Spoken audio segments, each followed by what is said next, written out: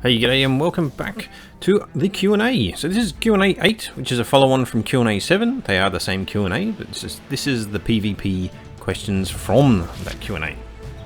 Alright, first up, before we get into the Q&A questions, we're going to talk about the new Lawless land claim system. And so, coming up in a future update, they're going to introduce a claim tower, which will have a radius once it reaches full health, that will then claim all the structures around it. Takes about 45 minutes, which can be sped up with gold to get to full health, and it will take vulnerable structures within that radius, including armored docks and any docked ships within it. So, yeah, be prepared for the update so that you can get in and get your stuff, or at least get your ships out of your docks before somebody claims them from you. Other than that, doesn't require a wipe, so no wipe. Even though they mentioned there may be a wipe coming up, apparently there isn't going to be a wipe at this time. Although some of us were hanging out for a PvE wipe, apparently there isn't going to be one yet. And in terms of the private servers, you don't have to worry about this change, which suggests that there's going to be some kind of a configuration setting that will allow it to be turned on and off. Crazy change. I can see a lot of benefits of it, but I can also see that when that lands, there's going to be an absolute shitfight while people sort out their claims, since there's no wipe.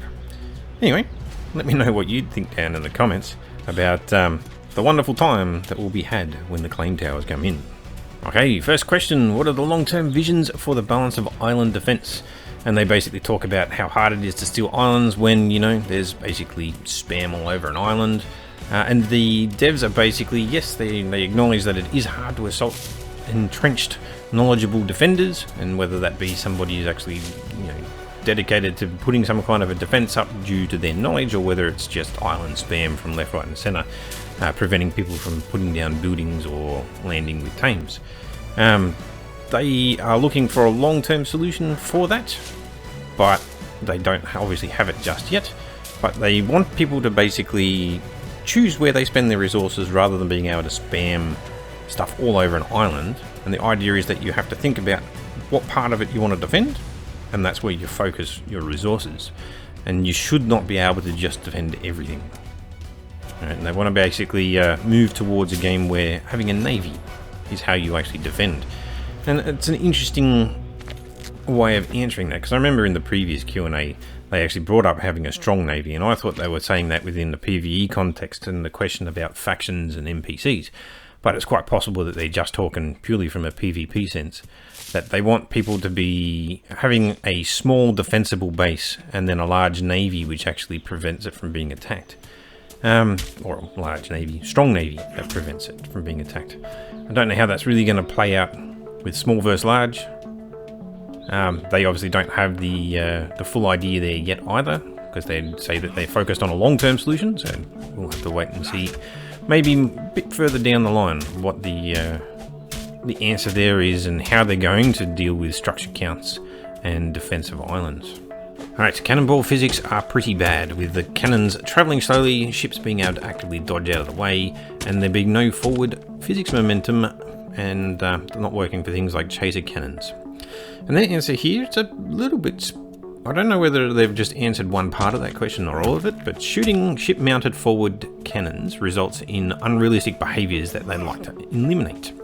And they're looking for a solution. So is that they're just looking at the forward-facing shooting, or are they looking at cannon behaviour in general? They didn't really answer that. You know, either. Apparently they're looking for a solution. Hey, are alliances going to be reduced again? They should, according to this person, or at least have some sort of a settler mechanic. Atlas, basically, their answer is that they want the interactions to be determined by the players. They don't want to have any developed approach to determining how you play together, given that they've already stated in the previous one that they want this to be a sandbox environment. So the code should be minimal, and it's up to the players to basically use what they're given to do what they want. They are talking about putting in large goals for larger companies, or at least, or even alliances, basically, to accomplish with those lots and lots of players to be able to do. They say, yeah, look out for that. That's something that they're planning soon, but obviously we haven't got it. And yeah, they also say that they don't want to mess with the balance of companies and alliances without having a full solution for the overall ecosystem. So yeah, it sounds like they want to not do what they've had in, even in previous Q&As.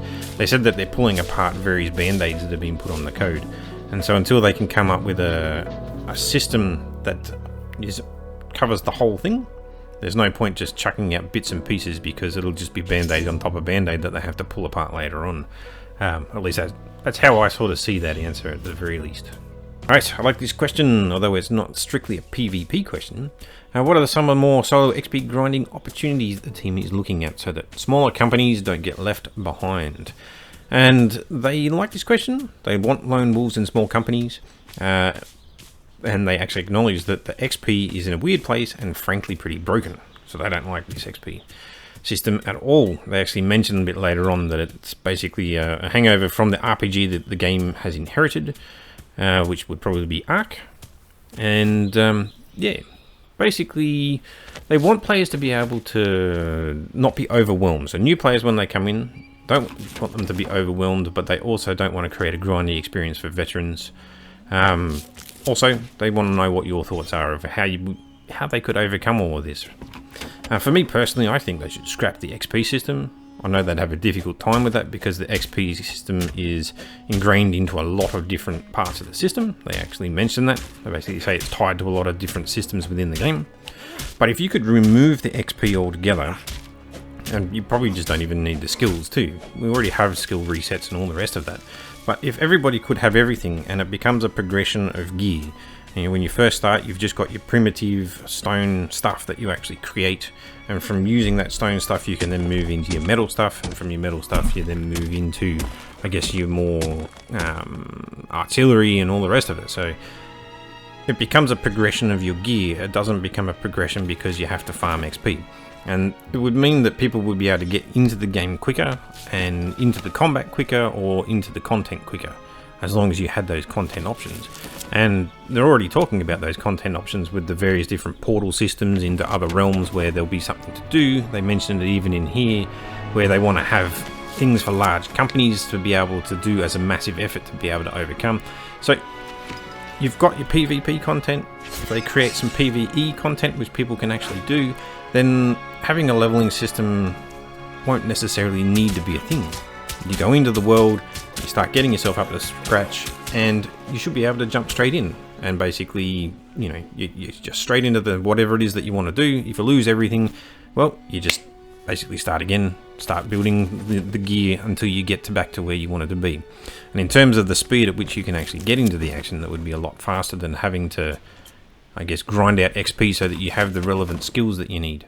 The difficulty there is that there's a lot of skills within the system which provide benefit, and I don't know how you'd end up having a loss of those skills which give you, the extra damage versus ships of the damned and armies of the damned, and your breath and your temperature and all those other various different benefits, those percentages that you're going to lose by actually pulling that one out. And so, yeah, it's a really, really difficult one. I actually think that there would be benefit from not having an XP system, but at the same time there's a lot of skills in there, and you'd have to balance out how would you actually keep the skills while not having to worry about XP. I don't know. Maybe you guys out there have an idea yourself. They want to know it, so don't just tell me. I'd love to hear it in the comments, but you can always put your thoughts up onto the Discord, or if you want you can put them down into my channel and I'll forward them on myself. Alright, moving to the next one.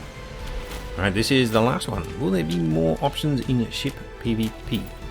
Yes, the goal of the new system is to provide meaningful choices when constructing ships. Expand the system so that players basically have more strategy.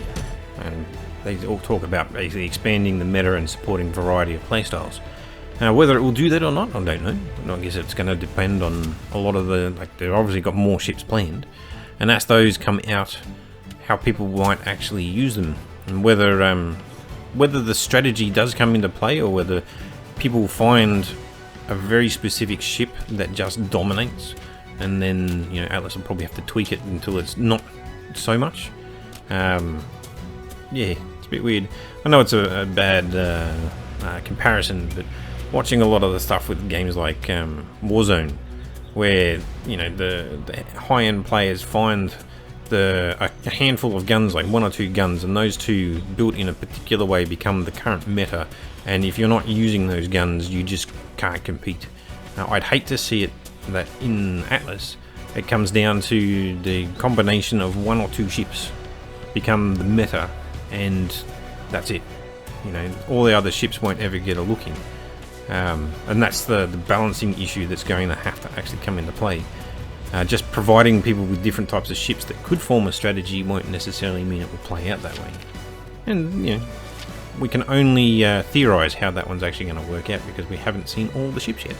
And hopefully some of these ships will provide, as they say, a variety of playstyles. It'll be very interesting to see how that one actually plays out. Alright, and so we're at the end of the Q&A. Once again, thanks for listening in. Make sure that if you found this interesting, you go ahead and like, comment, and subscribe, all that usual stuff. And yeah, definitely let me know what your thoughts are of these Q&As, and if you have any questions that you'd like sent on. Alright, thanks for listening in, and catch you in the next one.